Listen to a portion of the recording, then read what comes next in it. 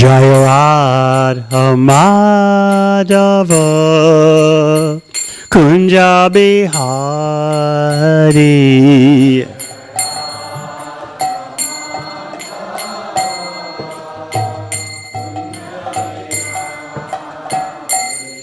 Jaya Radha Madhava Kunja Bihari.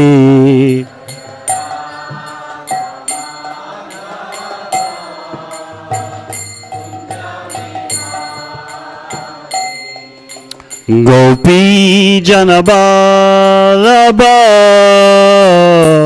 Giridvaradhari.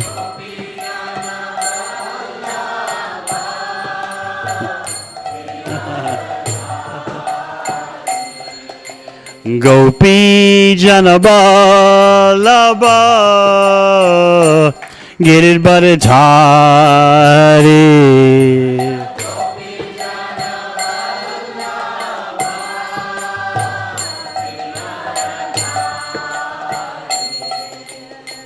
Yashoda Nandana Braja Janaranjana.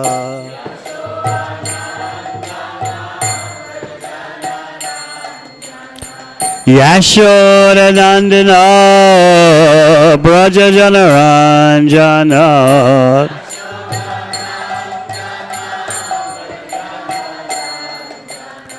Jamuna Tira Vanachari.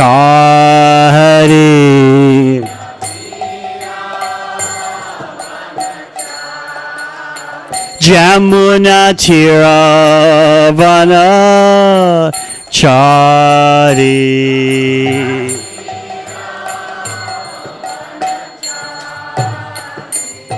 Jaya Radha Madhava Kunja Bihari.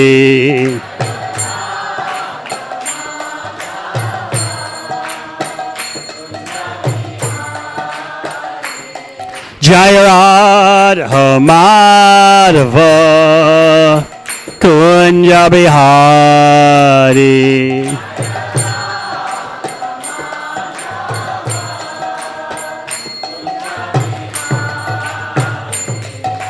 Gopi Janabalaba Giridvaradhari.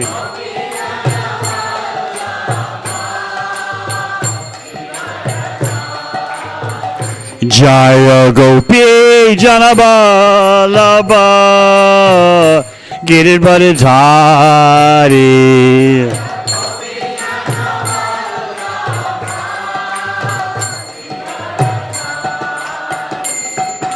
Yashoda Nandana Braja Janaranjana. Yashoda Nandana Braja Janaranjana.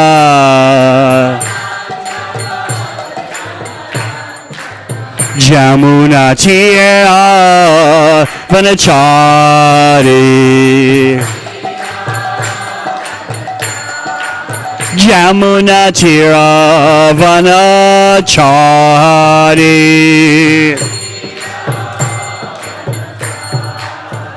Jaya Radha Madhava Kunja Bihari.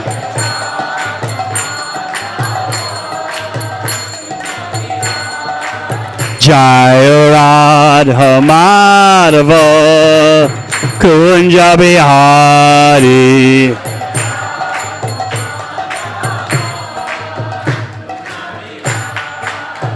Hare Krishna, Hare Krishna, Krishna Krishna, Hare Hare, Hare Rama, Hare Rama, Rama Rama, Hare Hare.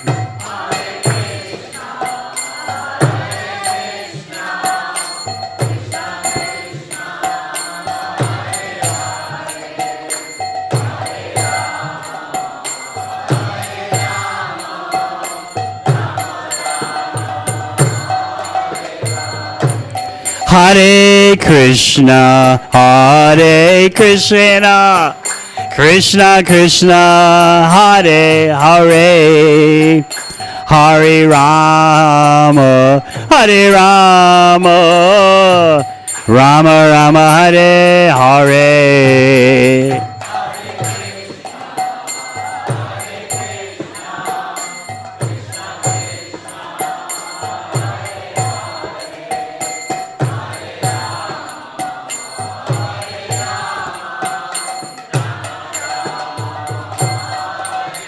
Hare Krishna, Hare Krishna, Krishna Krishna, Hare Hare, Hare Rama, Hare Rama, Rama Rama, Hare Hare.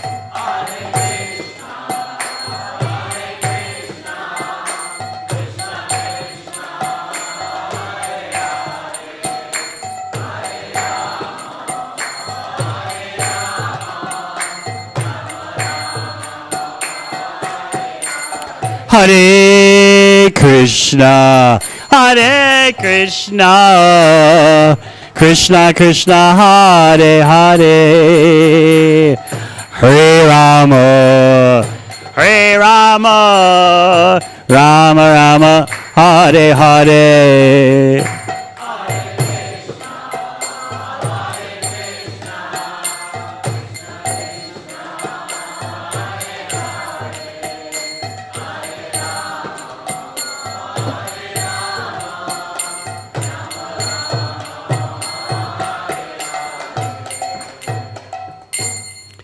Jayam Vishwabhavam Sapadilajikachar Stojas Simad A.C. Bhakti Vedanta Swami Srila Prabhupada Ki Jayam Vishwabhavam Sapadilajikachar Stojas Simad Bhakti Siddhanta Saraswati Thakur Prabhupada Ki Go Premanandi.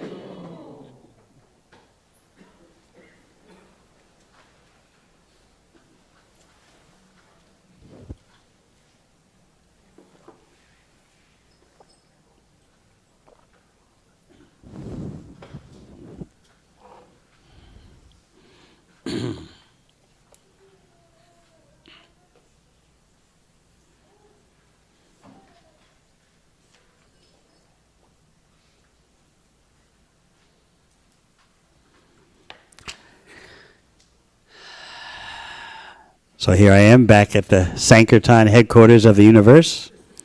Hare Krishna.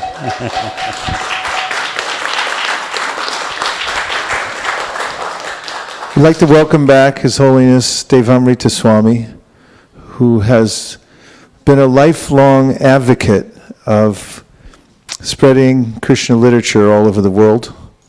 Of course, he came to Krishna consciousness having been attracted by the Bhagavad Gita, the Srimad Bhagavatam. Even before he was willing to meet the devotees, he absorbed himself in reading Prabhupada's books very deeply.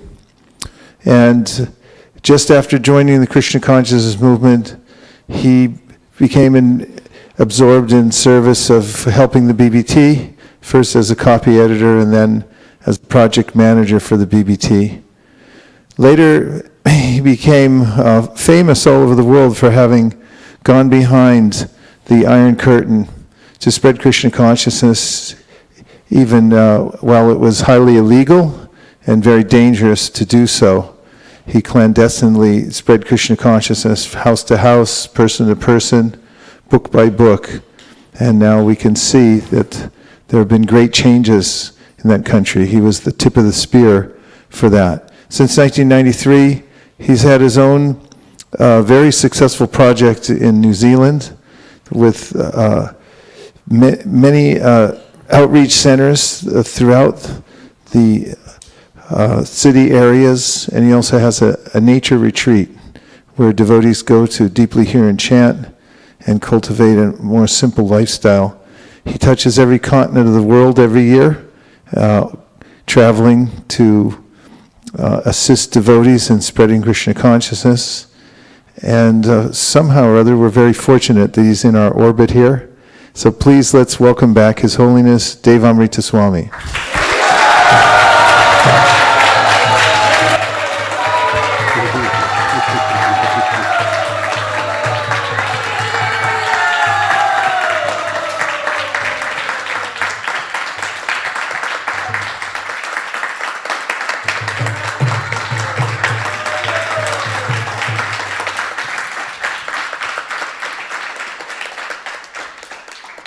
One thing that Vaisheshika Prabhu didn't mention was that before I went to the BBT to work on Prabhupada's books, I was a full-time Sankirtan devotee based out of the New York Temple from the time I was a 3-week devotee.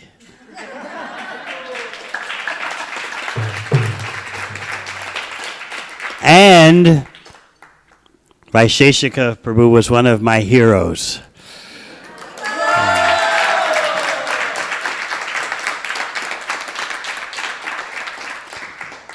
I would always think that he and a few other leading book distributors, I would think one day I might be in that league.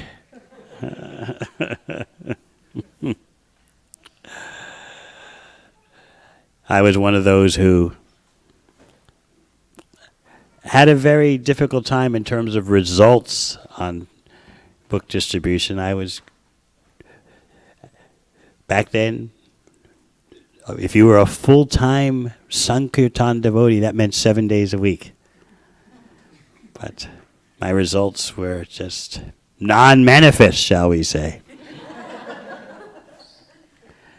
And I would try my best when the Maharatis would come to town, like Vaisheshika Prabhu. How do I do this? And it was a battle for me. I had two conflicting emotions. As I've heard you've heard me explain this here before. Honestly,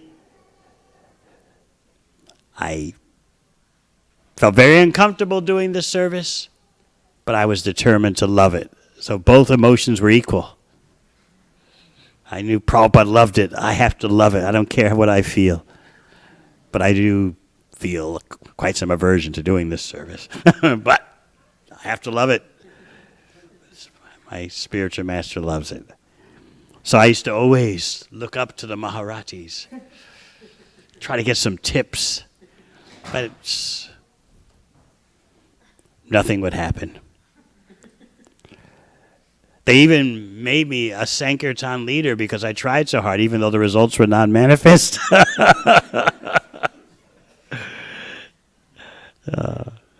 Until one day, after 2 years of doing nothing, 7 days a week, one day, all of a sudden, the switch turned on. I was at a mall parking lot with the famous Brigupati Das, another lifelong Maharati book distributor. And all of a sudden, everyone I approached was taking books. I remember Brigupati comes running across the parking lot. What's going on? You got a new mantra? What's happening? You're holding back. You're not telling me. What are you doing? I said, I don't know. All I know is that after 2 years of doing nothing, 7 days a week, all I know is it's not me.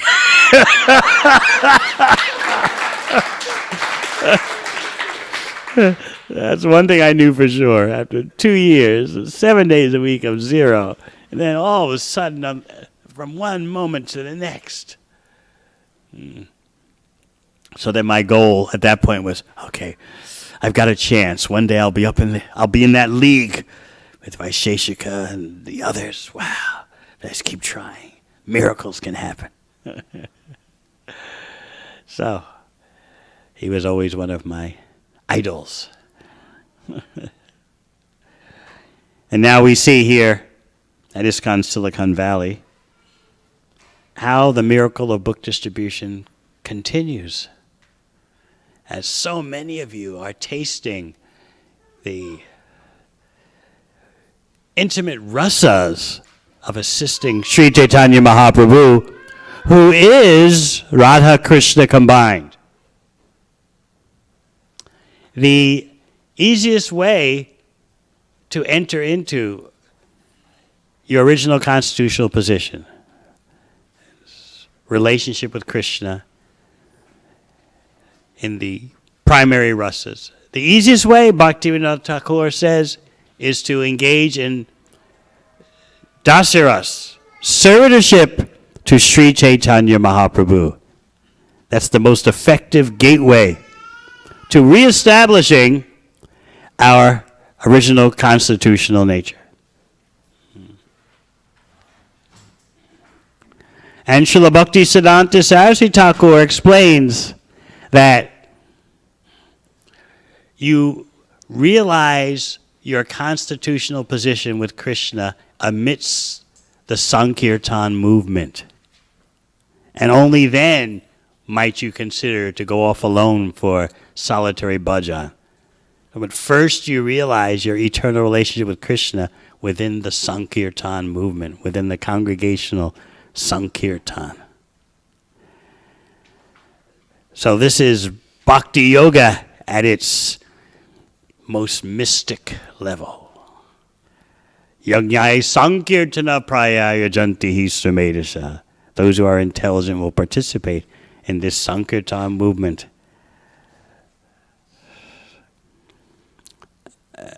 Today I'd like to discuss Bhagavad Gita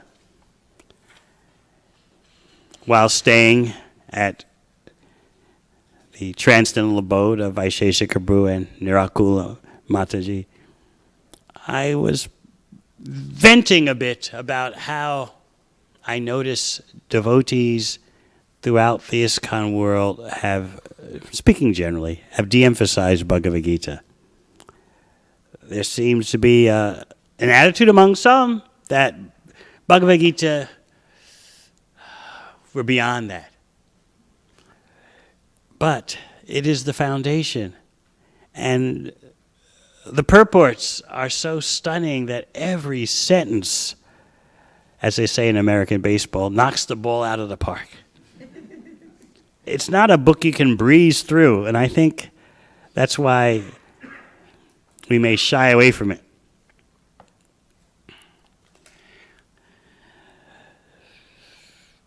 But if we try to focus on Bhagavad Gita as our bread and butter, so to speak, our rice, dal, and sabji, you find newer and newer illuminations in every line.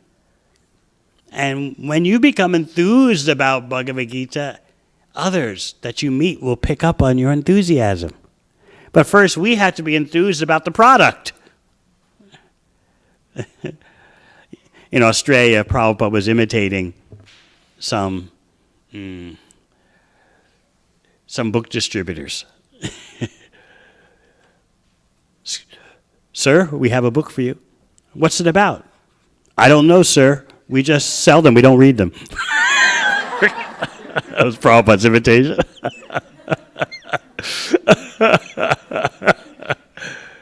But Srila Prabhupada always said, I've written these books primarily for the devotees.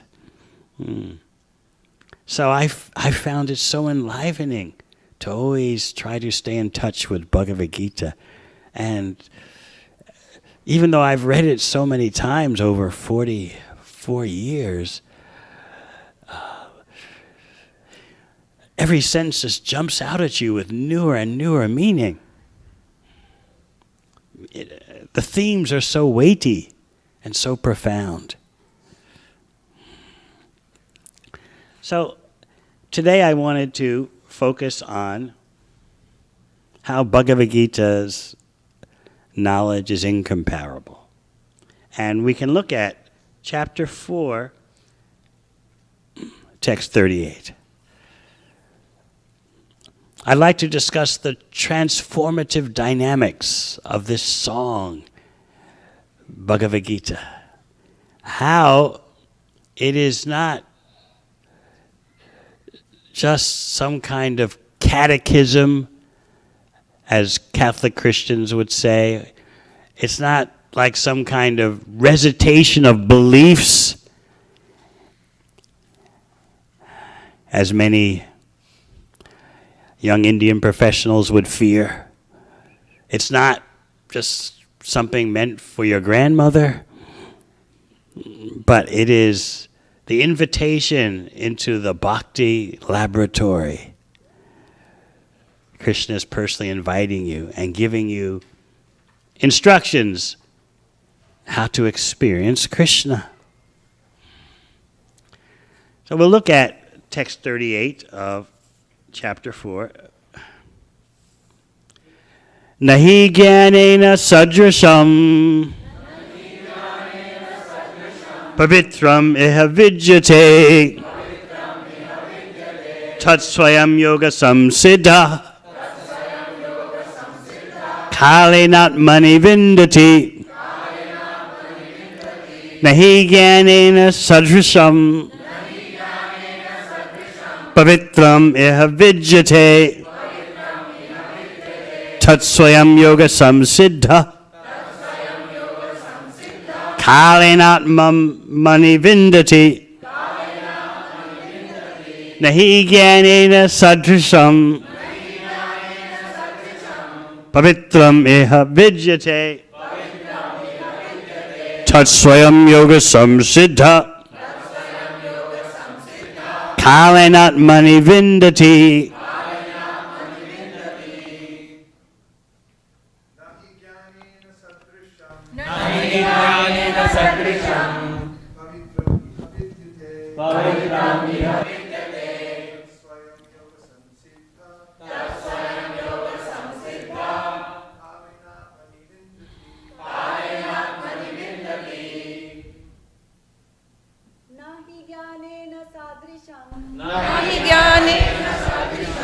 Pavitram iha vidyate tat swayam yoga samsiddha kalenatmani vindati nahi jnanena sadrisham pavitram iha vidyate tat swayam yoga samsiddha kalenatmani vindati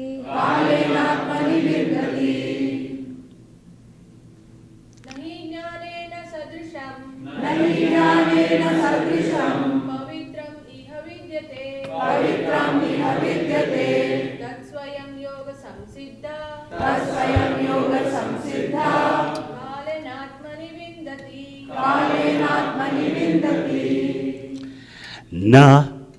Nothing. He certainly. Jnanena. With knowledge. Sadrasham. In comparison. Pavitram. Sanctified. Iha. In this world. Vidyate. Exists. Tat. That. Swayam. Himself. Yoga. In devotion. Samsiddha. He who is mature. Kalena. In course of time. Atmani. In himself. Vindati. Enjoys. Translation. In this world, there's nothing so sublime and pure as transcendental knowledge. Such knowledge is the mature fruit of all mysticism, and one who has become accomplished in the practice of devotional service enjoys this knowledge within himself in due course of time. Purport. When we speak of transcendental knowledge, we do so in terms of spiritual understanding. As such, there is nothing so sublime and pure as transcendental knowledge. Ignorance is the cause of our bondage, and knowledge is the cause of our liberation. This knowledge is the mature fruit of devotional service, and when one is situated in transcendental knowledge, he need not search for peace elsewhere, for he enjoys peace within himself. In other words, this knowledge and peace culminate in Krishna consciousness. That is the last word in the Bhagavad Gita. Om Jnana Timirandasya Jnananjana Shalakaya Chakshun Militang Yena Tasmai Shri Gurave Namaha Jai Shri Krishna Chaitanya Prabhu Nityananda Shri Advaita Gadadha Shivasati Gaura Bhakta Vrinda Hare Krishna Krishna Krishna Hare Hare Hare Rama Rama Rama Hare Hare. I wanted to focus on this section of Bhagavad Gita because it demonstrates that we are not subscribing simply to some particular beliefs, but we are subscribing to jnana and vijnana, wisdom and the application of wisdom. As Krishna says in the 6th chapter of Bhagavad Gita, jnana vijnana triptatma kutasto vijitendriya. Our equipment that we're given is both wisdom and applied wisdom, and in that way, triptatma, the soul is satisfied. And kutasto vijitendriya, we can control the mind and senses. We can conquer the senses because of this possession.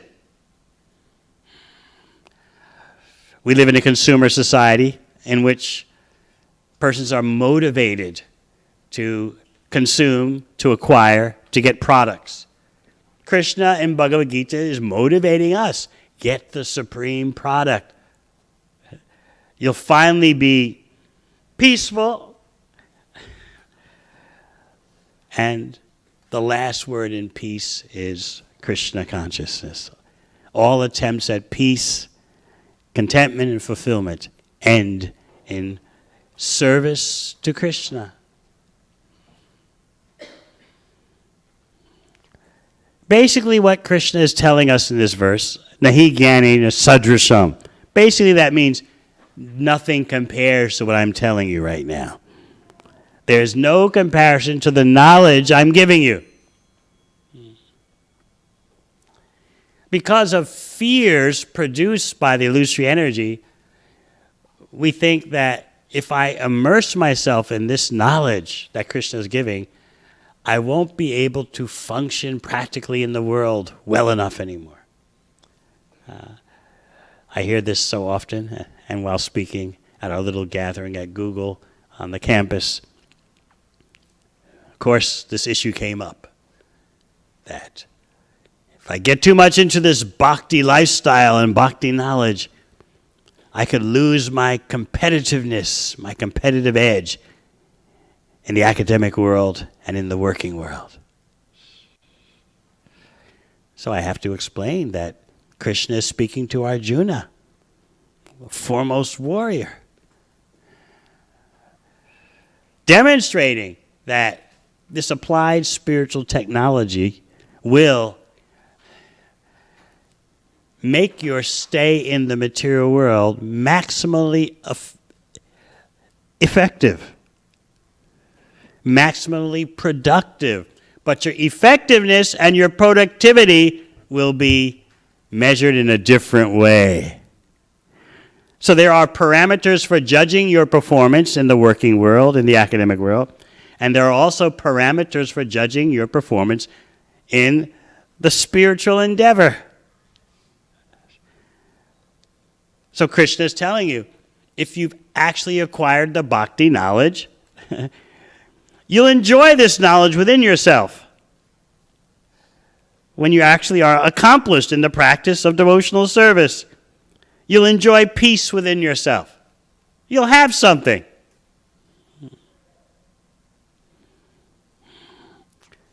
So again, let's meditate on those words. Nahi jnanena sadrasham. There's nothing that compares to this. Now, are we just saying that because we're rooting for our home team?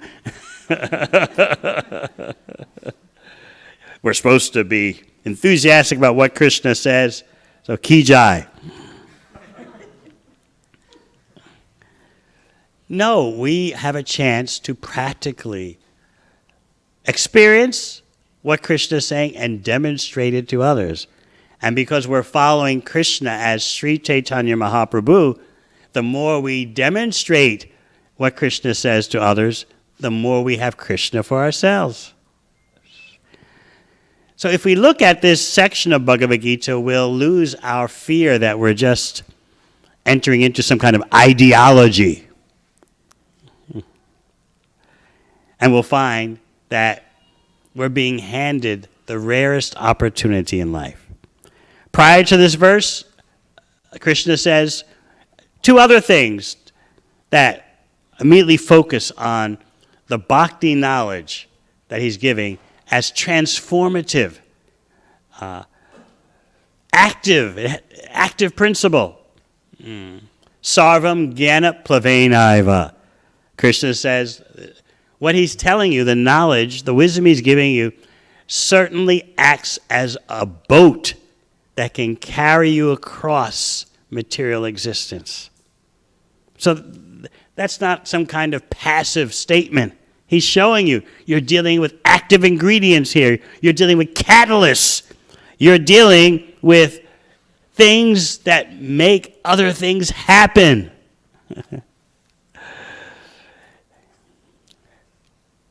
Even if you are considered to be the most sinful of all sinners, when you are situated in the boat of transcendental knowledge, you'll be able to cross over the ocean of miseries. So Prabhupada elaborates, saying, proper understanding of one's constitutional position in relationship to Krishna is so nice that it can at once lift one from the struggle for existence, which goes on in the ocean of nescience.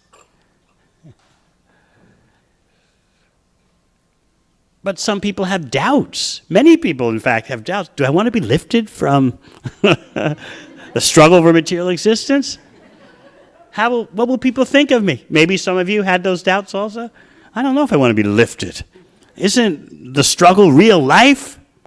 Isn't it proper that you demonstrate your prowess in the struggle? There's fear embedded in you that you don't want to lose your place in the race, right? What happens? You're running in a pack of runners and you stumble. What happens next? Huh? You stumble and fall and you get trampled as everyone runs over you.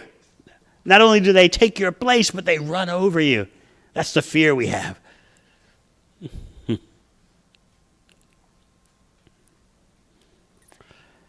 The fear that I've got to keep racing because I'm not secure enough.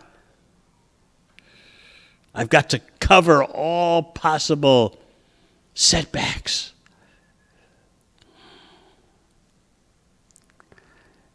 We falsely glorify this struggle. And then if someone would dare present you an option to get out of the struggle, we criticize. Oh, that's escaping. And we feel guilty, right? I often tell the story of one of our staff members at our outreach center in New Zealand. She joined the staff when she was about 21. And then when she was around 25, some of her old girlfriends came to visit her party mates. And this is the first time they were seeing her since her transformation in bhakti. And so they talked to her and they reminisced about old times. And then they said, we can see that you're happy. And we know we're miserable. But still, what we're doing is better because you ran away, you escaped, you dropped it all. Whereas we're still in the struggle. You escaped, but we're living the real life. We're miserable, but we're living the real life.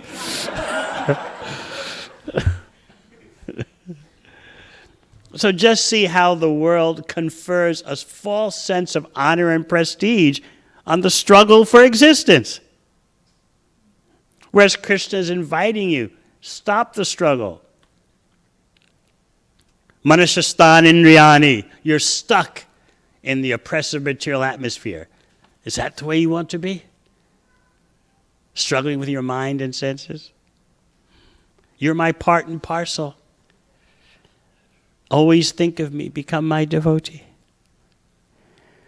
So we are speaking about the active transformative potency of bhakti knowledge. It's not just theory or religious beliefs and slogans to recite. You're dealing with the dynamics of actual spiritual transformation.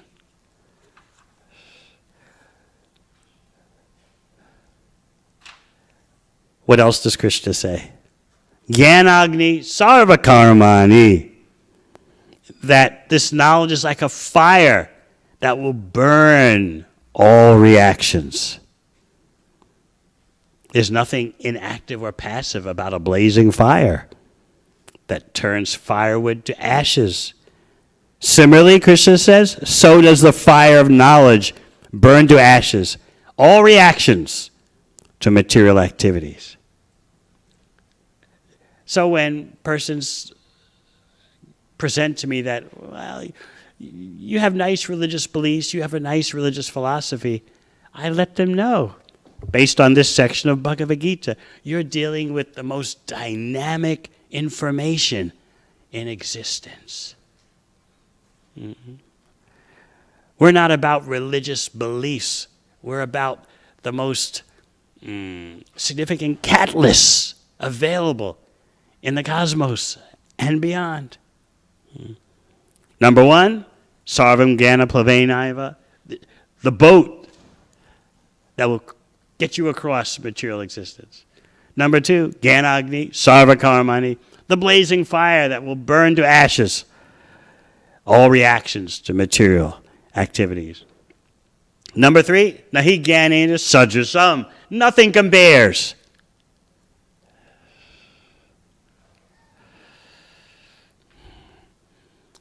So how is it that this king of knowledge and most secret of all secrets purifies? First of all, it purifies us by just hearing it, by our just hearing it. Impresses the super soul in the heart. Oh, this person is hearing about me. I will reciprocate by cleaning the desire for material enjoyment from the heart. This is bhakti mysticism. Sometimes you may wonder, how's the job going to get done? I've got so much gook in my heart. Will I ever reach the bottom of it? But Shinvadam Sakata Krishna Punya Shavana Kirtana. Just by hearing about Krishna, active things happen. Krishna's in your heart, and he does his part. He says, Tesham avanukam partam aham agyana jamtama. Out of compassion, I within your heart will do what? As Prabhupada once said, Krishna's not lazy in your heart. He's doing things. Aham agyana jamtama nashayami atma bhavasto gyana deepena bhashvata. I'm active in your heart. I'll turn on the torch of knowledge and dispel the darkness of ignorance. Out of compassion. So as the years go by in bhakti, especially as the years go by in bhakti and you're trying to give Krishna's knowledge to others, you can experience how gradually, progressively, Krishna is turning on the shining lamp of knowledge in your heart. Sometimes we get disturbed. Oh, the things I'm seeing in my heart are horrifying. But that's progress. Seeing the enemy is half the way to victory. Krishna's saying, out of compassion, I'm going to let you see what's bugging you.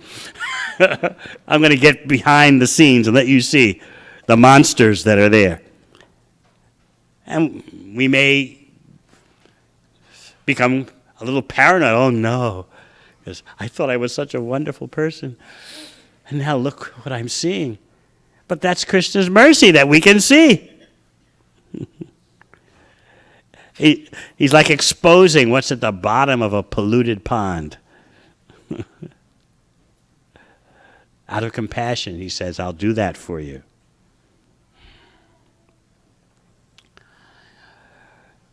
By hearing about Krishna,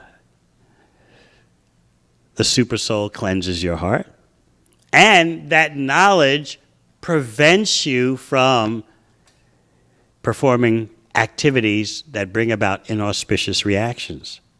So that's another way that the knowledge is active. It has preventative power.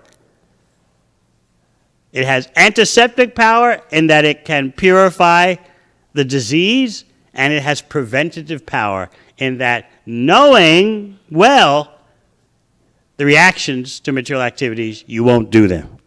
So from these various angles, you can see that the bhakti knowledge is transformative. It's not idle. It's maximally with active potency.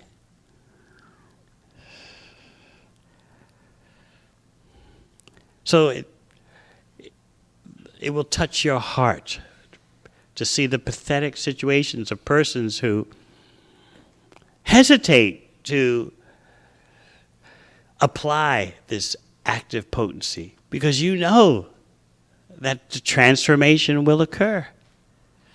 But they're so accustomed, and many of us were like that, so accustomed to seeing the material affairs as being active, doing things, making progress, making technological, financial proliferation. That's something. But what does, basically, persons are concerned, what? Krishna says something, what does that actually do for the world? But here is Krishna explaining, very obviously, that what I'm teaching you is the most potent.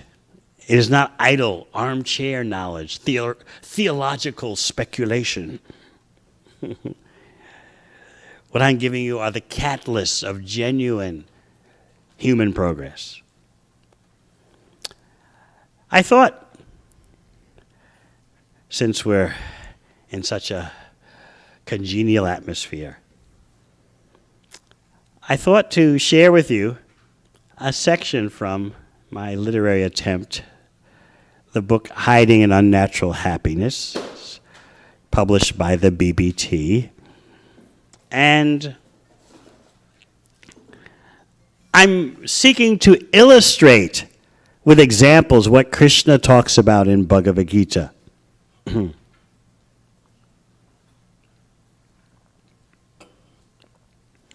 So this is an excerpt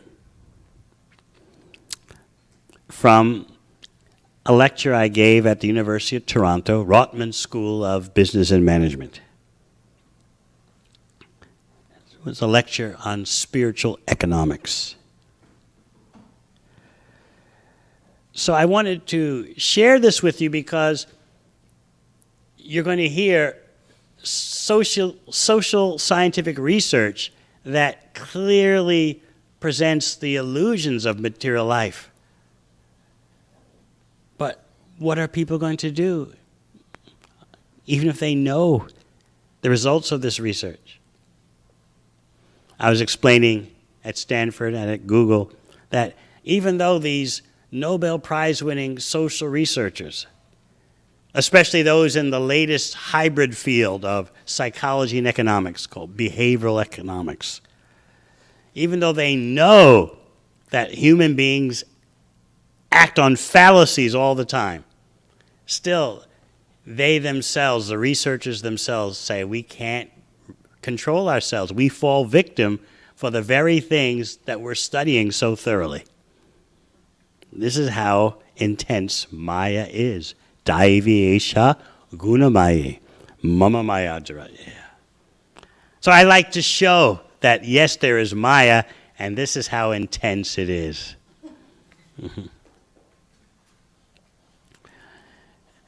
I spoke a little bit about history during my engagement at Stanford. And I gave them a mantra that was given to me when I was studying history. That the only thing human beings gain from studying history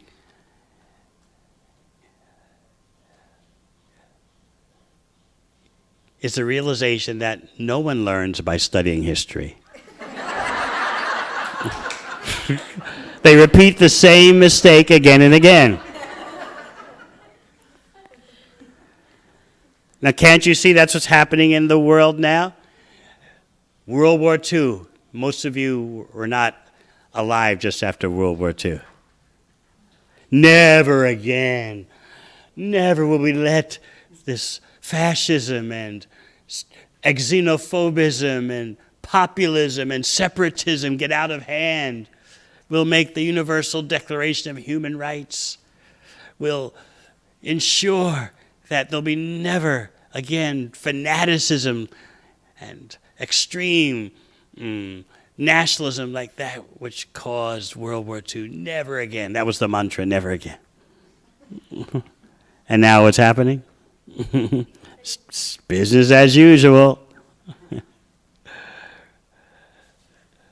I was explaining at one of the engagements we had this week how The Economist magazine, that's kind of for the persons who really take world affairs seriously. They all read The Economist.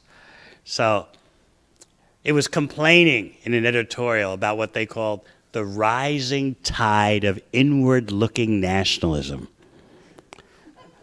In other words, there's good nationalism and there's bad nationalism, and now it's gone over the top. There should be good nationalism. In other words, there should be good body consciousness. But now the body consciousness has gone too extreme. But no one's thinking about getting rid of body consciousness. No. It's accepted as a part of life. There's good nationalism, but now the nationalism's become too inward-looking, too separatist. There should be beneficial body consciousness. So,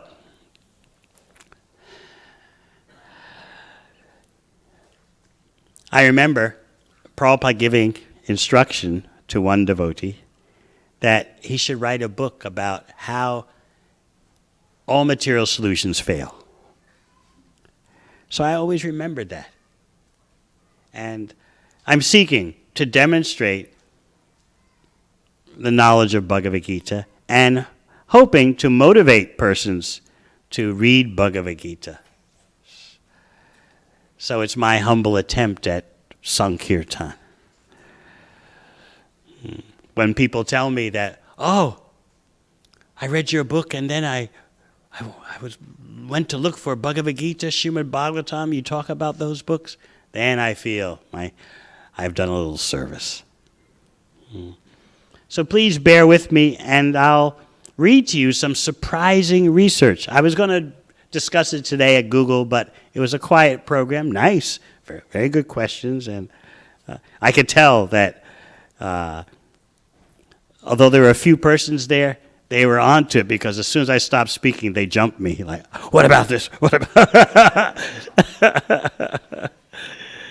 That means they were listening, and I got a response out of them. So I'll read you a section. It's about creatures known as maximizers and satisficers. We'll see which category you're in. Unless people can tap into a higher dimension of existence, they will remain trapped by the usual lower-level motivations that have proved so problematic. I want to advocate an economic culture based not on getting, but on giving. Such an overhaul of human motives would necessitate a distinctly transcendent methodology and worldview. Ancient yoga texts explain that self-interest is at work in both the material and spiritual domains. And we can see today that self-interest plays an extraordinary role, not only in free markets, but also in genuine spiritual development. Who is it that says in Nectar Devotion, one who performs devotional service is a first-class expert in the matter of the self? Does anyone remember? It's right in the beginning of Nectar Devotion. I memorized that verse when I was a new devotee. Yes, this is real self-interest. This is really how to be selfish.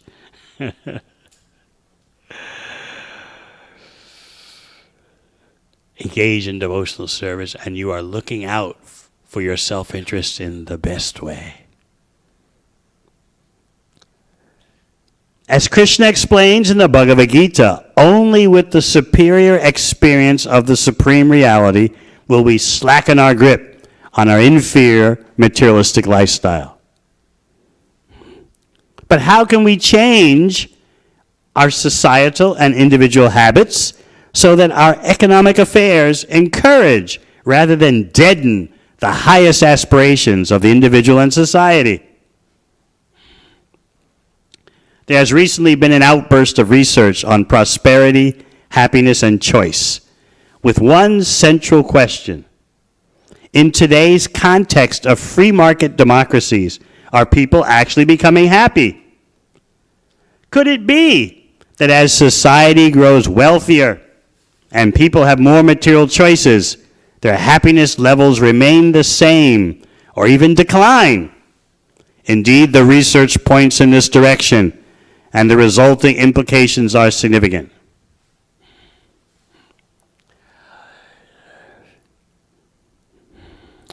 Top-ranked social scientists have pointed out that the average American has the same amount of happiness as a coolie in Calcutta.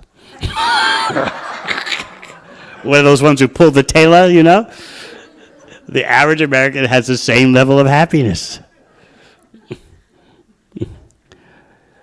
They point out that if you had a happy meter and went around Palo Alto, you would find the same happiness as on the streets in Calcutta.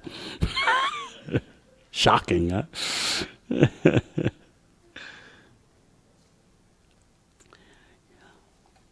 Those of you who are motivated by statistics, you should know that in the USA, the GDP has more than doubled in the last 40 years.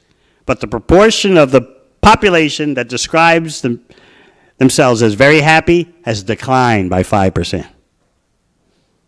In Japan, the GDP has quintupled, but the number of people who describe themselves as very happy has remained the same or dipped. So what's going on?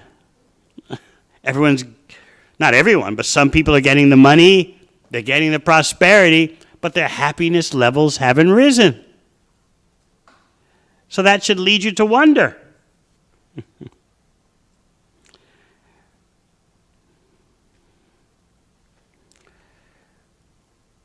The late Nobel laureate Herbert Simon of Carnegie Mellon, maybe some of you know, persons from India going to Carnegie Mellon. It's a top-rated scientific school. He's a psychologist and economist, the latest combination. He coined the term satisficers. Satisficers are consumers who live life satisfied that their consumptive choices have been good enough. They think, I sufficiently considered all the options and angles, and I've made what I consider to be a reasonably good choice. Let's leave it at that and move on. How many of you of course we know that as devotees you're transcendental, but in your pre-devotee days, were you a satisficer? Ah, it's good enough. Leave it at that. Yeah, it's fine. Barry Shorts, professor of social theory and social action at Swarthmore College, contrasts these satisficers with what he calls maximizers. Okay, now we're on more familiar ground, right? Maximizers are people who constantly scrutinize, evaluate, and reconfigure their options, ceaselessly striving to make the best possible choice at every moment, every step in life. Okay, yes, right? This is the kind of person that our materialistic society praises and promotes. And naturally, you may have fear that unless I'm like that, I won't get promoted. When satisficers find an item or option that suits their expectations, they stop searching. It's not that they are lazy and apathetic. They have just made their choice and moved on. Maximizers, however, continue to choose and choose again without ceasing. How do you know if you're a maximizer? So this social researcher lists a set of qualifications. Please listen and see. Number 1, when faced with a choice, you map out all the possibilities, including even those not currently present or relevant. Number 2, even if you are reasonably satisfied with a choice or situation, you stay on your toes, alert for something better.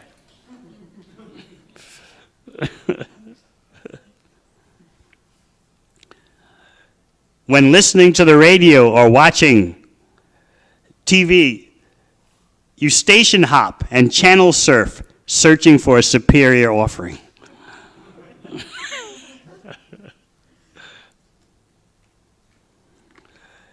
In relationships, I know no one here does this. In relationships, you shop around, thinking that the more potential partners you sample, the greater the chance of you're hitting upon Mr. or Miss Right. You don't do that, but you know persons who goes on in the workplace all the time. Buying gifts for a relative or friend is an ordeal. You've got to get it just right.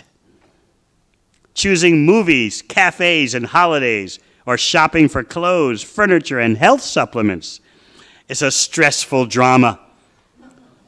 The perfect choice is out there somewhere, and you have to find it. Yeah, you recognize this person? You cherish lists that rank things. Who are the 100 greatest cricket stars? The 50 most influential people in business? Last year's 25 biggest startup failures.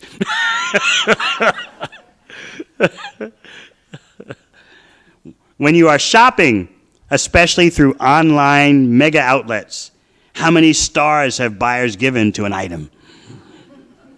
And to the seller? You never accept second best or second place.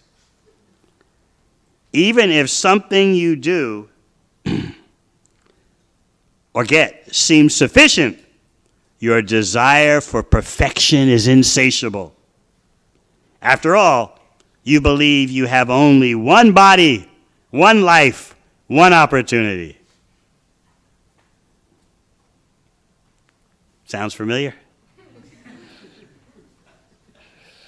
Regardless of the Mahabharata stories your grandmother read you, one body, one life, one opportunity. In short, a maximizer's life is defined by constant product comparison, both before and after acquisition. As the choices in society increase and the information about each choice expands, decision-making becomes more and more difficult. When practicality forces maximizers to end their search, or even worse, to compromise, the door to apprehension swings wide open. Oh, things could have been different. Maybe I should have chosen something else. I've just seen the latest reviews, and I didn't make the best choice. I only made the second best choice. In contrast, satisficers are not haunted by their choices. Once they have found an item that meets their standards, they stop looking. Moreover, they do not later agonize over what could have been. Now here is the paradox. This is how Maya works. Despite maximizers' quest for perfect product satisfaction and the glitz and flash that our consumer society bestows upon maximizers, psychological research exposes these material overachievers as a miserable bunch. I was explaining today at the Google campus that psychological research assembled from the U.S. Census tells that of American college students, 45.7% have at least one psychological disorder that requires professional treatment. In other words, as much as, or even though technology is improving, people are going crazy. The inner fabric of the person is deteriorating. Now, here is the catch. It's true that for maximizers, their obsessive diligence and focus often renders better choices. You got that? They do make better choices, but at what cost of their life? They make better choices as measured by objective standards of cost, quality, salary, and so on. But the cruel paradox is that these better choices produce less measurable contentment than the satisficer's approach of give it your best shot and get on with your life. So the greatest maximizers are the ones least happy with their outcomes. Their doing better, quote unquote, offers scant pleasure. And when they take a wrong turn, their disappointment often transforms into self-torture. Oh, why did I take that job? I should have taken the other one. Oh, why did I buy this car? Oh, I've just seen the latest reviews. Another one is better.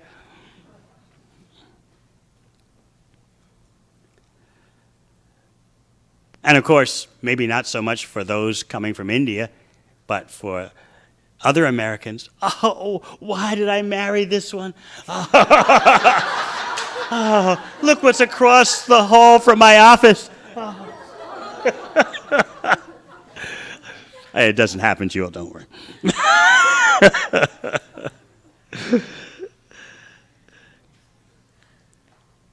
By psychological standards, maximizers' determination to make the best choice every time, every place, has such a grip on them that they can rarely be at peace.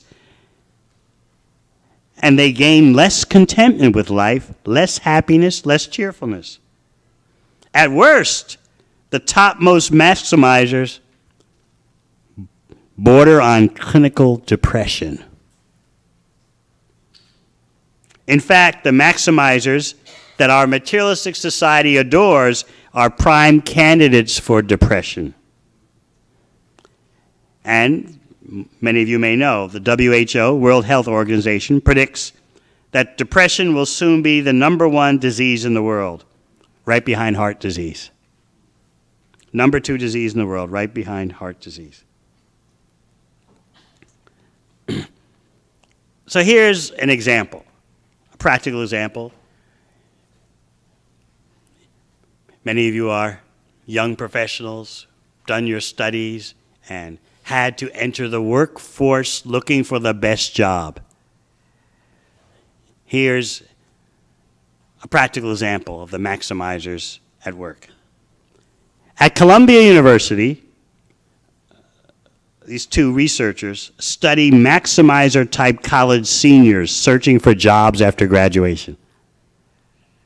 How many of you went through that after searching for jobs upon finishing your studies?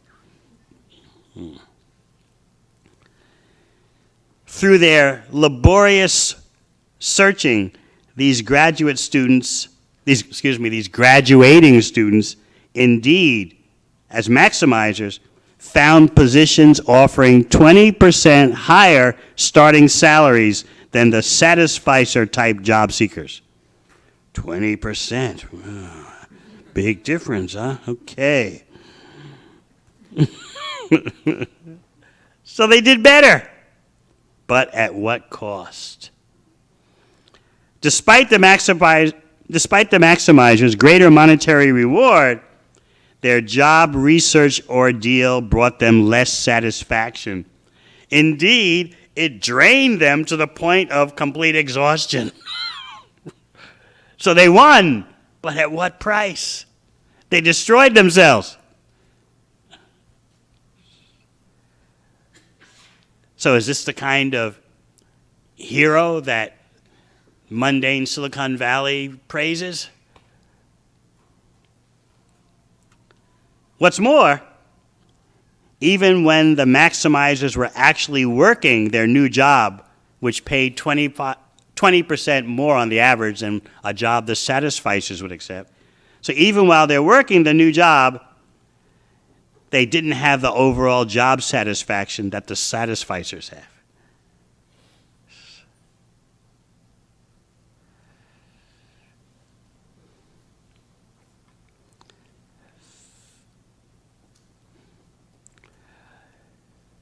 So when I give this information, I explain Krishna's verse in 2nd chapter of Bhagavad Gita. What is night for the materially absorbed is day for the introspective bhakti yogis, and vice versa. They live in opposite realms. Even though it can look like they're doing the same activity, they're working, they have families, but they're living in two different dimensions. And Krishna wants it that way.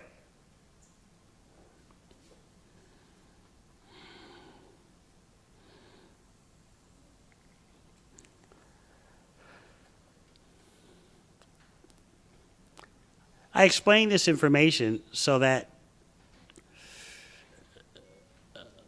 the audience will become softened and their ears will open so that they'll hear Krishna's statements with a more submissive and humble attitude. I do want to get them to the point of considering Krishna seriously and taking advantage of what Krishna says. I want them to get to the point of understanding there's nothing in comparison to what Krishna is saying. So I have to explain what this knowledge does, how it stops this maximizer craziness, and indeed makes someone satisfied, not in a lazy way, but a way that's active in Krishna's service instead of Maya's service.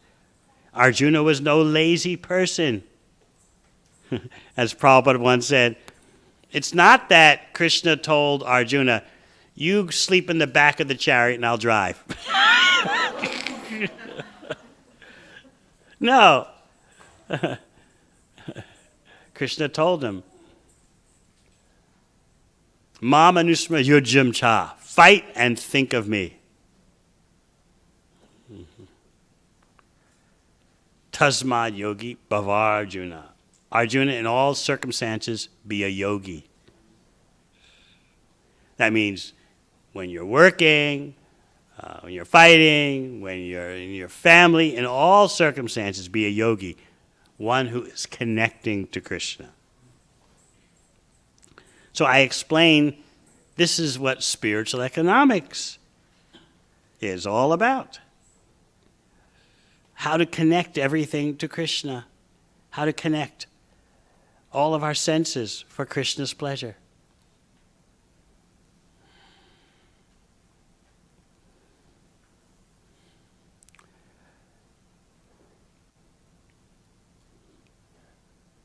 There is this knee-jerk reaction, this habitual reaction that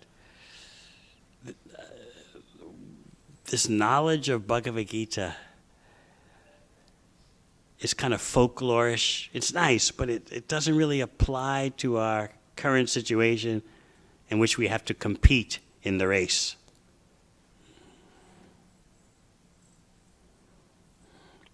I often tell the story I was telling to my dear godbrothers at lunch today, how I wanted to study Bhagavad Gita during my university days. And so I got the version of Bhagavad Gita officially recommended by the world-famous professor that I sought to learn from. And I just flipped through the Bhagavad Gita, and I saw in the commentary statement, Krishna is a concept meant to satisfy both the intellectuals and the sentimentalists. So in other words, this academic has no idea of what he's dealing with, yet he's writing commentary on Bhagavad Gita. And some innocent person will read that and take it seriously. Oh, yeah, a concept. Yeah, a concept that appeals to the intellectuals and the sentimentalists. And they'll write that down on their exam. Yes.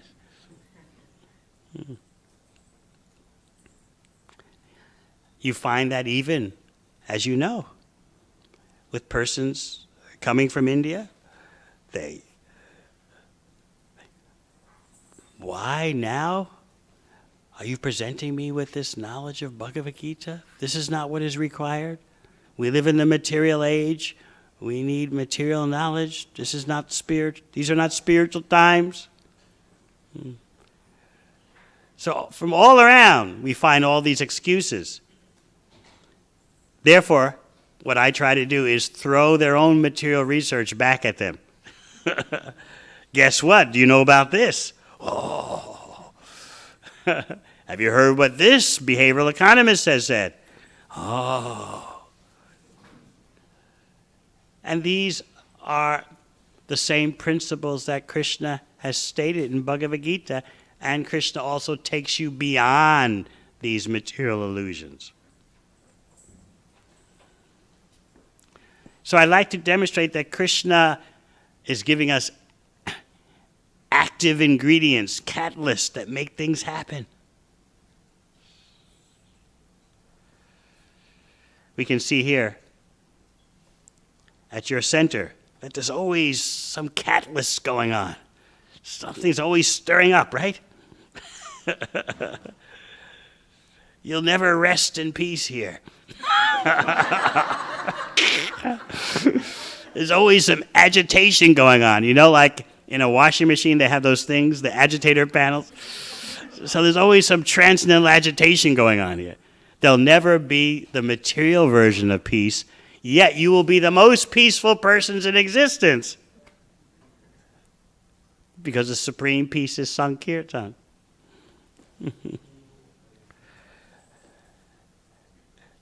So you're getting to taste that through transcendental agitation, transcendental catalysts that activate.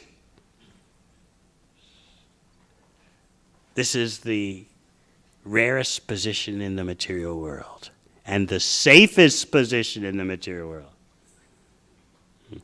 So I congratulate you for your extraordinary fortune. So again, let us consider, there is nothing that compares. Nahi jnanena sadrasam. Krishna is not exaggerating. Raja Vidya Raja Guyam. This is the king of knowledge, the most confidential knowledge, because it goes beyond even understanding your spirit soul. It's teaching you about the activities of the spirit soul in perfection. You're getting the ultimate consumer product.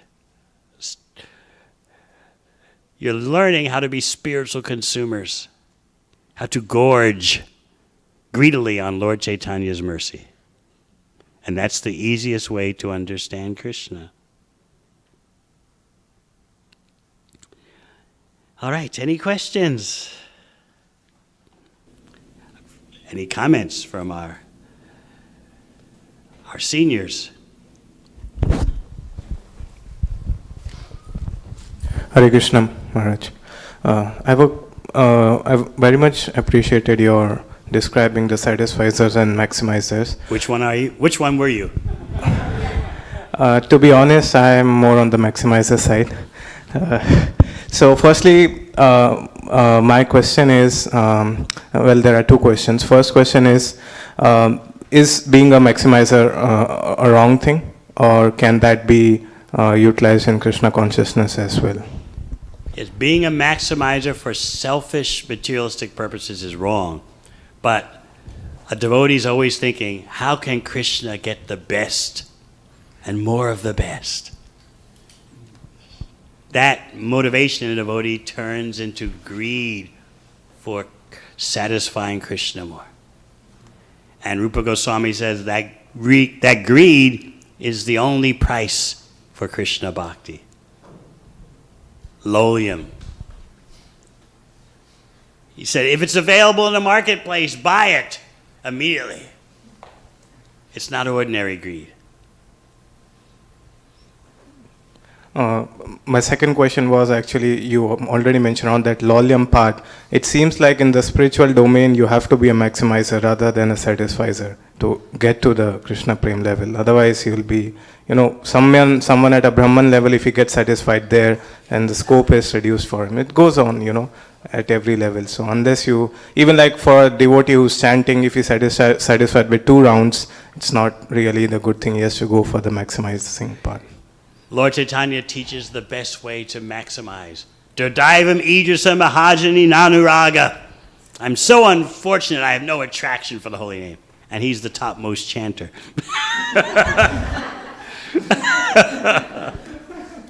What about the 6 Goswamis of Vrindavan? They never said, now we have Krishna. They're always thinking, Krishna's just up ahead. Hey Radhe Braja Devi ke chalalite. Hey Nanda Suna Kuto. Queen of Vrindavan, Radharani, oh son of Marj Nanda, where are you? Are you on the bank of the Yamuna? Are you on Govardhan Hill? Where are you? These are maximizers.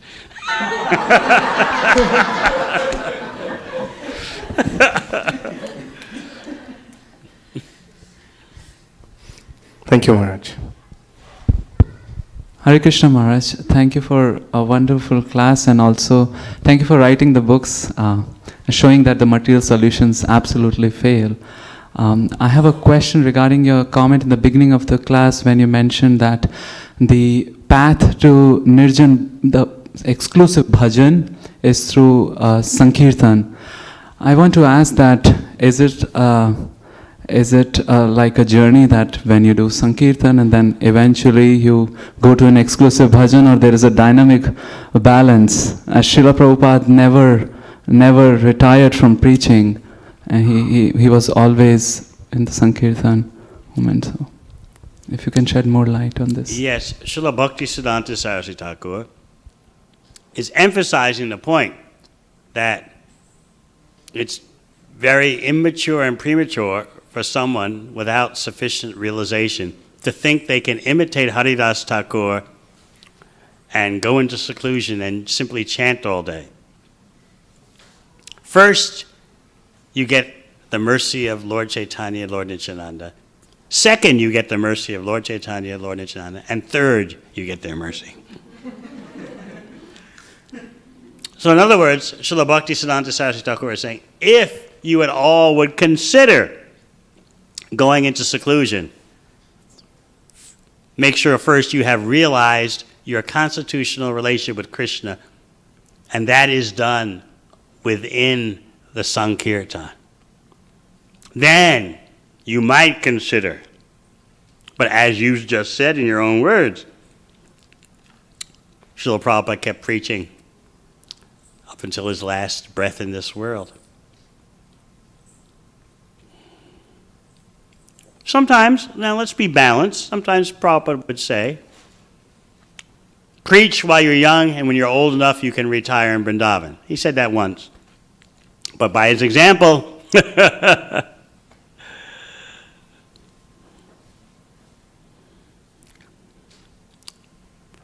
so there's the full picture of Goshtyanandi activities, of outreach, and Bhajanandi activities of chanting in seclusion. So on the one hand, you should know the full picture, but on the other hand, as you just pointed out, what did the predecessors do?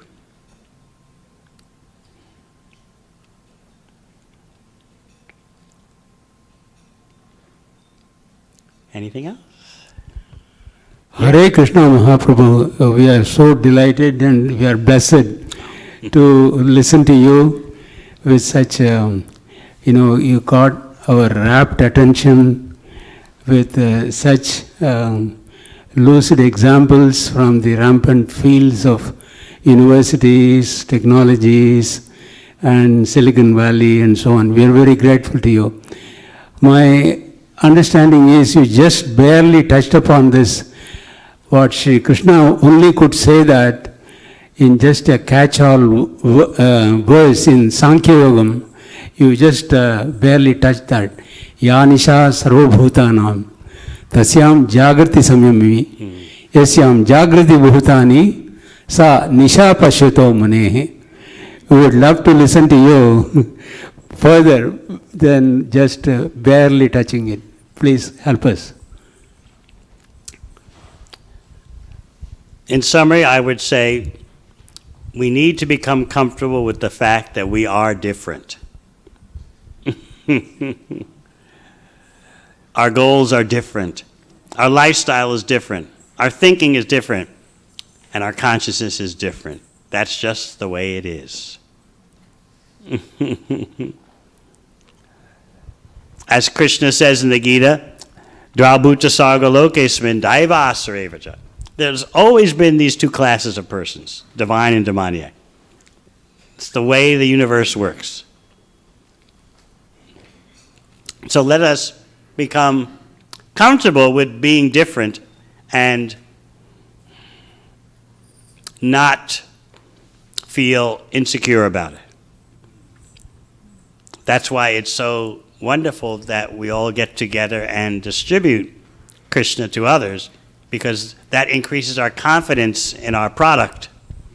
You have to be relishing the product yourself, and then you'll be enthusiastic in giving it to others. So therefore, the more that we are attuned to Bhagavad Gita, the more when people meet us, they become impressed by how enthusiastic you are for the product. Because as you know, more than they're buying the product, they're buying your enthusiasm.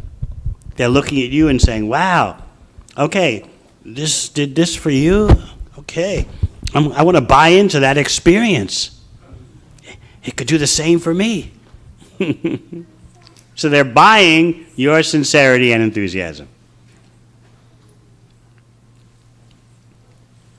I'm very happy that ISV leads the way in enthusiasm for Prabhupada's books and demonstrating that everyone can take part in this flood of Lord Chaitanya's mercy. I'm trying to do my tiny, humble part by writing in such a way, as I said, that people would then turn to Bhagavad Gita, Srimad Bhagavatam. Anything else? Yes. It's my friend from University of Pennsylvania. He arranged nice programs for me when he was in Philadelphia. Now he has gone to the heavenly planets.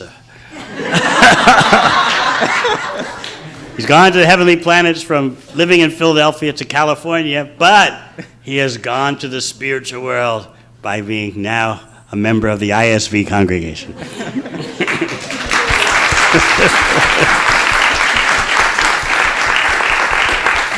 We had a good time, yes, when I came to University of Pennsylvania? Yes, Maharaj, it was a pleasure serving you and arranging programs. Especially the way you deal with Indian students and others. So sometimes, Maharaj, they ask me, hey, you're not born in India, how do you know all this stuff about us?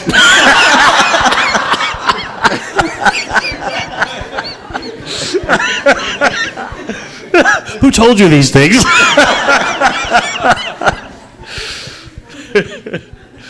Yes. Thank you, Maharaj. Maharaj, you shared your realization about how you first came across the commentary of Bhagavad Gita, which said that Krishna is just a concept meant to satisfy sentimentalists and intellectuals.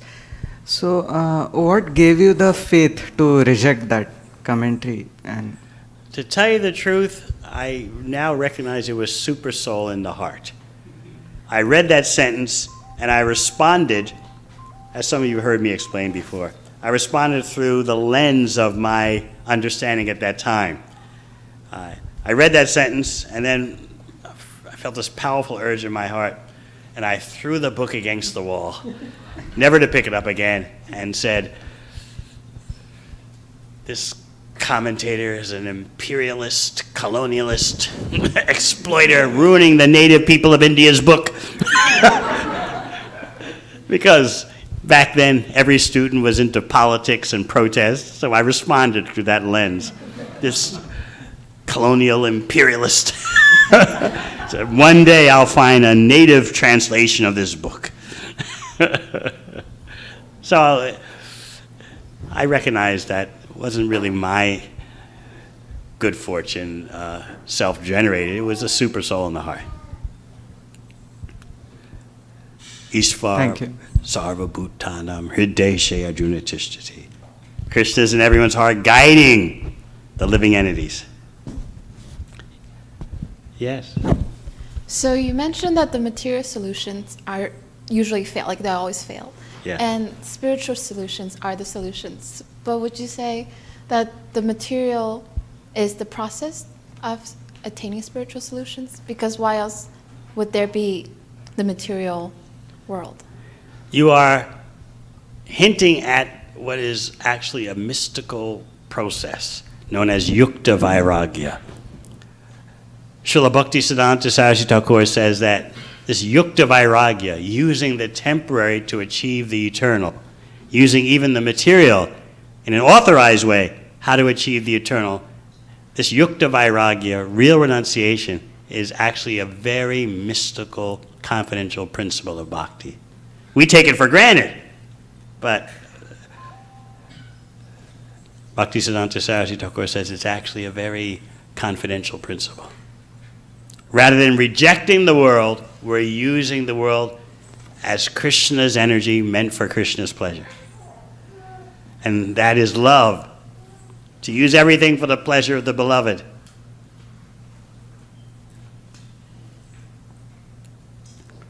So the bhakti yogi's daily absorption is moving more and more towards real love.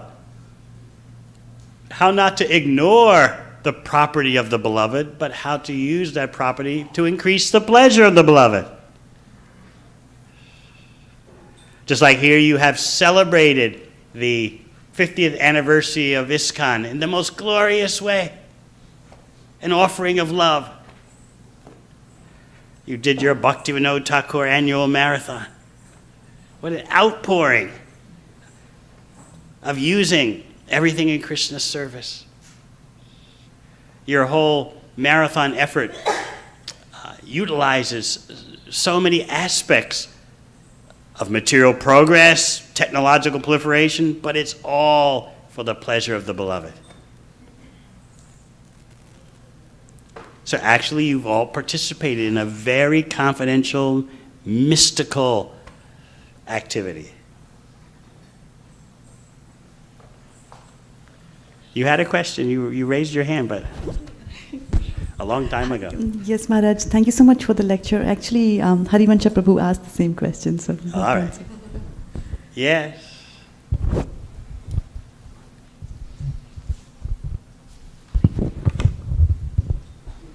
Thank you, Maharaj, for your wonderful insights. I want to know how can we effectively deal with others' insecurities, especially when I know that it is minimizing my ability to accomplish or minimizing my ability to do service, and the others' insecurities are really like bothering me and minimizing my ability to do service.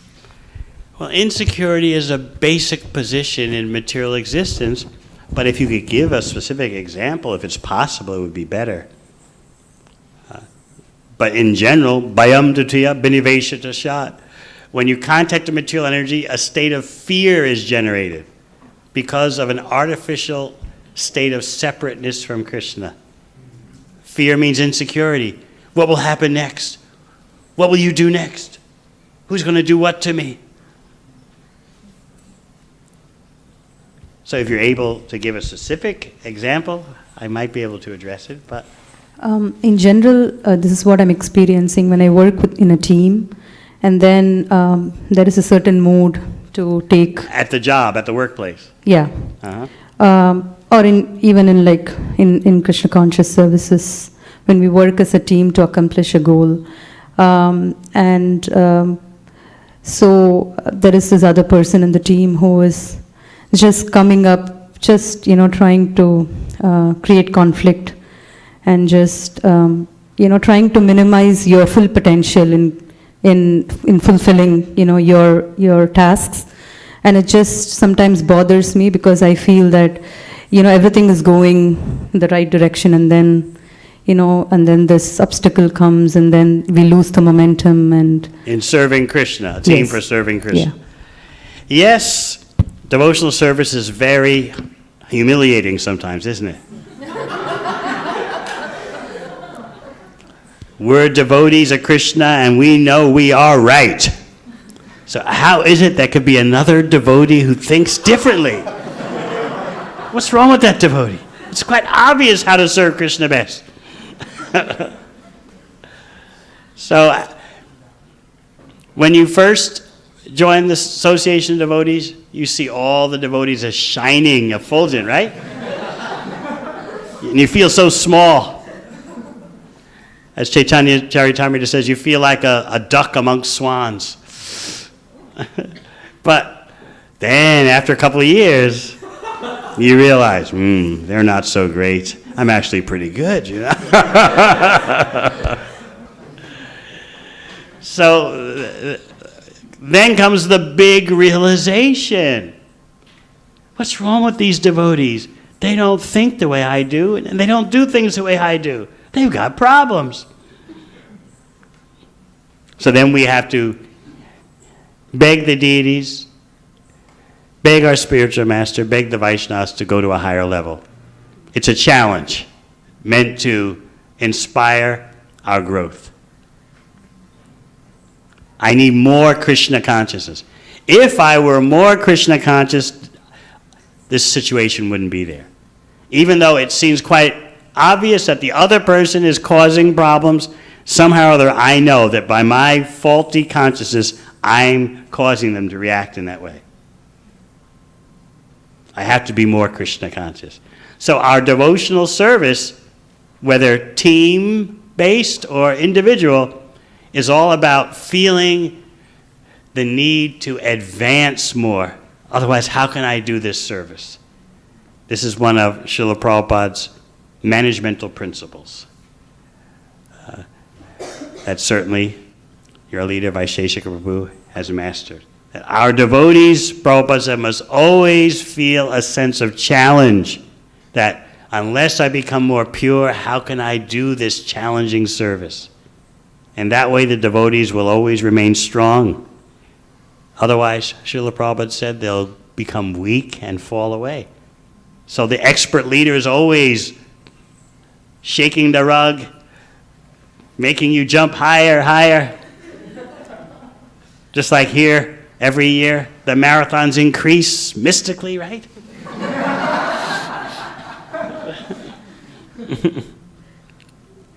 And you wonder, how are we going to go on increasing?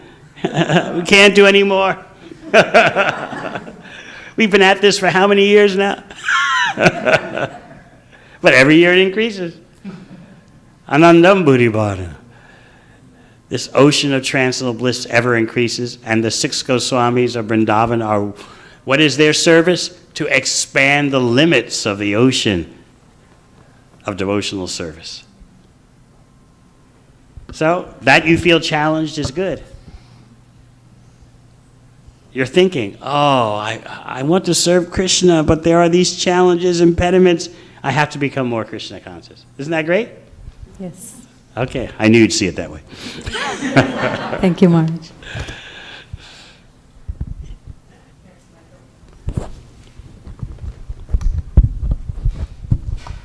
Hare Krishna Maharaj.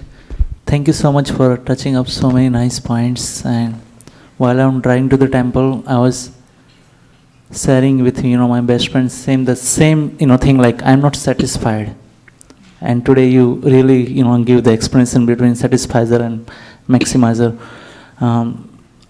My question is like when the worry comes, when we see like the example around us in a life, which is externally we see, we don't see internally, but when you see externally, that sense of worry comes, the mind is very tricky, that picks the topic like, oh, what about your settlement in life? What about your retirement things in life?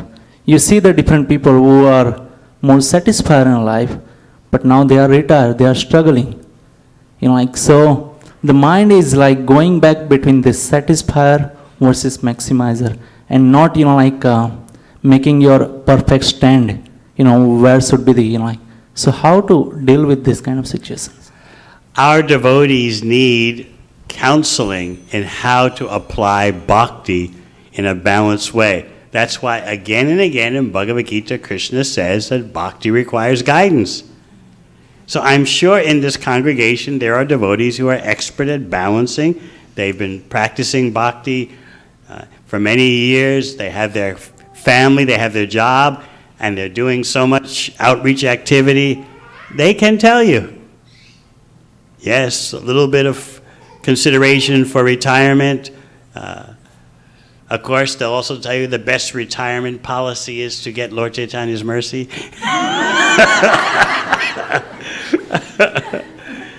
But how to deal with the less important priorities. That a priority is less important doesn't mean you ignore it. It's just less important. So, I'm sure you have persons in this congregation.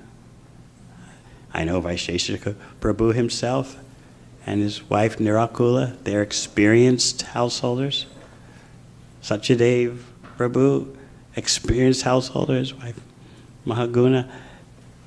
We were speaking to Satyadev, when's the 50th wedding anniversary?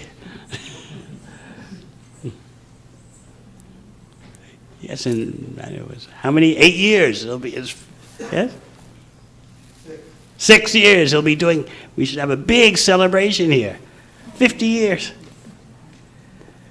He's accumulated so much knowledge of how to navigate through this world and achieve Krishna's mercy.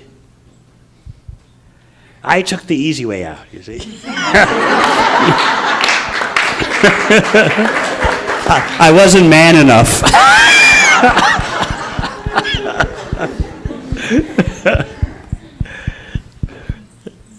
But they have the experience.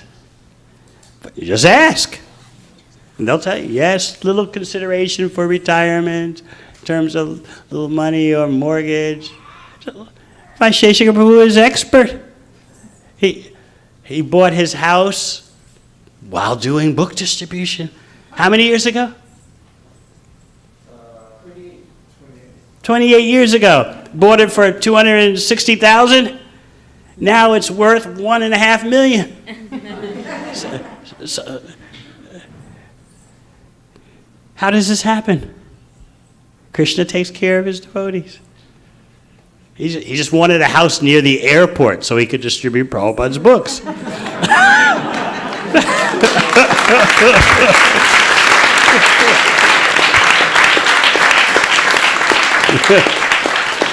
So a devotee is expert.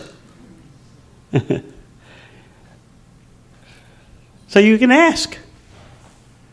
There are householders here with children, they'll tell you what it's like raising teenagers.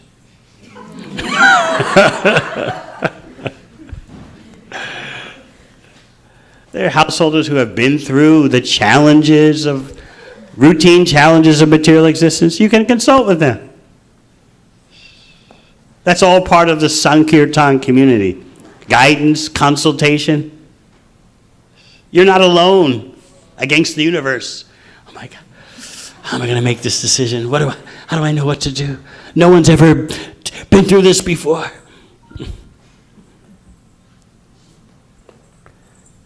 Should I be a brahmachari? Should I marry? Oh, no one's ever thought about this before.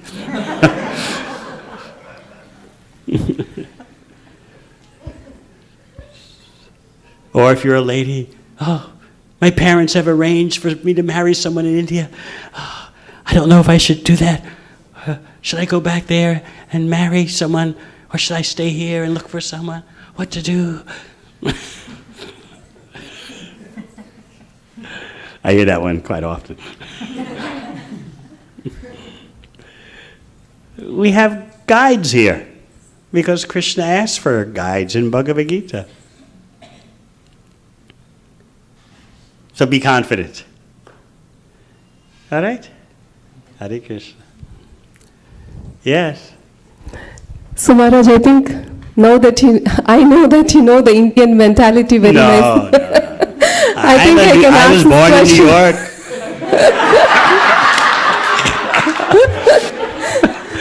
York. Go on. Yes. So I understand like how maximizers whatever you explained in the first part of the lecture. But the anxiety of the parents starts right from the day they conceive. They want their child to be maximizers, right from kindergarten. But then, Maharaj, even if we see in this world, even within spiritual organizations, everybody run after those maximizers. Because if you make maximizers take Krishna consciousness, it's example for others. So what's wrong in being a maximizer? Because you get frustrated soon, and whatever you do sets the trend. You mean being a material maximizer? What's wrong? Even that, because everybody runs after them, right? Because making a famous maximizers accomplish more and become miserable in the process. Yes, but they also take to Krishna consciousness sometimes. But what? But they take to Krishna consciousness. In Krishna consciousness, if they apply those abilities for Krishna, what's best for Krishna? Just like you got this very nice building here because maximizers were at work. We've got to find the best location for Krishna. They put more time into finding this place than they would finding their own home. That is bhakti. Okay? So Yes. if you want to be a maximizer for Krishna, please, we beg you. But because we are not pure, the material accomplishments also That'll acquire become us. purified. Okay. Don't worry. Just dive into the ocean of Lord Chaitanya's Sankirtan mission. The purification will come. Thank you. How are we doing for time? Oh.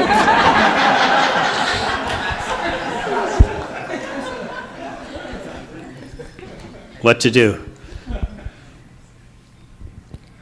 Thank you for your words. I had a question about maximizers and satisfiers. Satisficers is the academic term. Is attempting to maximize for the sake of others the same as attempting to maximize for self-interest, or does it come at a similar consequence to happiness or consciousness? The pure desire to satisfy Krishna's senses, to maximize in that way, that desire is not of this world. It is the genuine expression of the pure spirit soul. And that genuine expression of the pure spirit soul becomes so intense that it turns into pure love of Krishna, which has nothing to do with the material energy.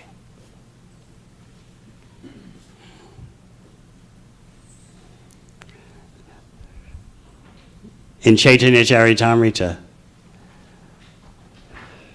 the graduate study to even Srimad Bhagavatam, there Krishnadas Kaviraj explains that just one drop of pure love of Krishna can drown the whole universe. So this is where maximizing for Krishna leads to. Yes? I guess my question was, when I mentioned attempting to maximize for others, it was more, I was thinking more like family or friends. To maximize for family and friends means to give them the best opportunities. So what are the best opportunities?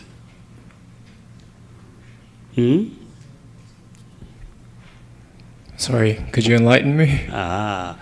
Here you'll find how to give the best benefit, not only to your family and friends, but the whole world. Why not consider the whole world your family and give the whole world the best? Therefore, start with this incomparable knowledge. Give it to yourself and give it to others. We have to know what is the real need of our family and friends.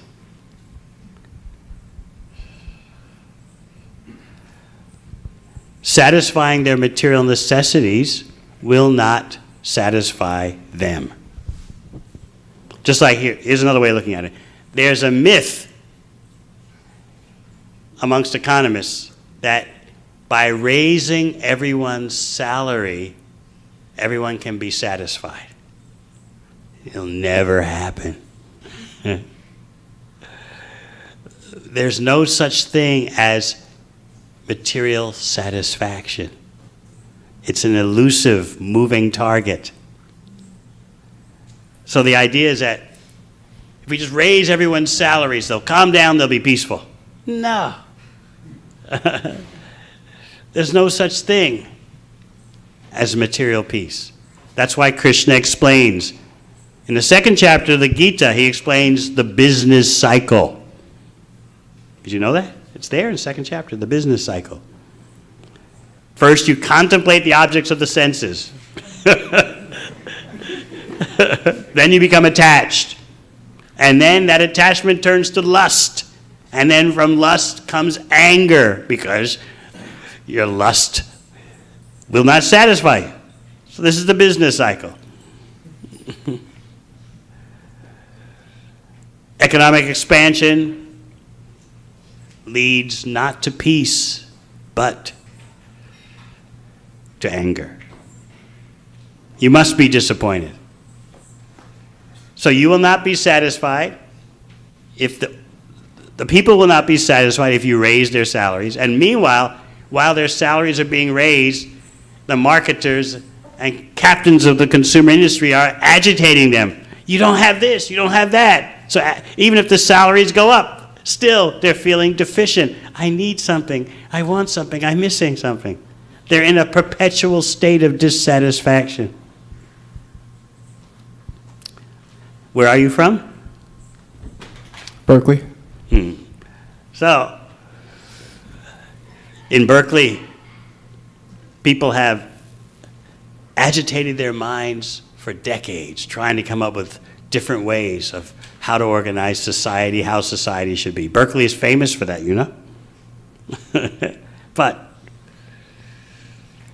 has there been any discovery of how people can actually be peaceful and content? No. Berkeley's famous for whatever it is, make a radical solution. What has happened over the decades? Has anyone come up with a solution that will actually bring about peace, contentment, and satisfaction?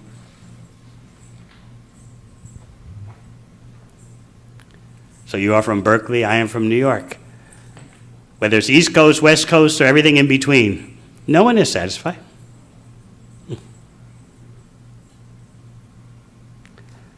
So then politicians prey upon the people, I'll give you satisfaction. This is what you want, I'll give it to you. Poor people don't know where to turn.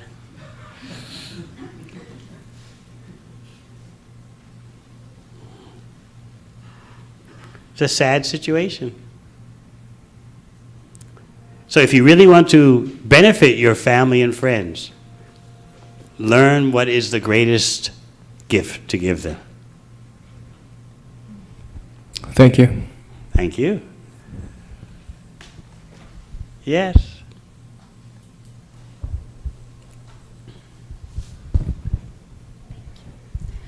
Hare Krishna Maharaj, thank you for the wonderful lecture. I was just listening to all these questions coming from all the devotees regarding maximizer and plus your answers, and from that I actually kind of quickly remembered one incident of Prabhupada. So when I had read it somewhere, I remember, and when he was in San Francisco, he actually saw a flat truck, and he was very super thrilled seeing that flat truck and very happy. And then he immediately called the devotees and he said, oh, can I have that flat truck? And everyone was like, okay, why? And then he finally used that flat truck to put Lord Jagannath and Subhadra and have a Rath Yatra festival all over. So that is like he actually, he was a maximizer, so he used that truck. But then to your answer right now which you gave, I thought like he also maximized that thing for all of us. So us who are trying to actually gain some spiritual happiness, we also got an opportunity because of him. So he actually maximized it to his children, like all of us. So yeah, that was my point. And Very thank you again. Hare Krishna. What do we do now, Vaisheshika Prabhu? You're all saying maximize. I think that what we do now is we could have we could stand up and have a 10-minute kirtan before the deities, then we'll have prasadam. All right. Thank you very much. Hare Krishna.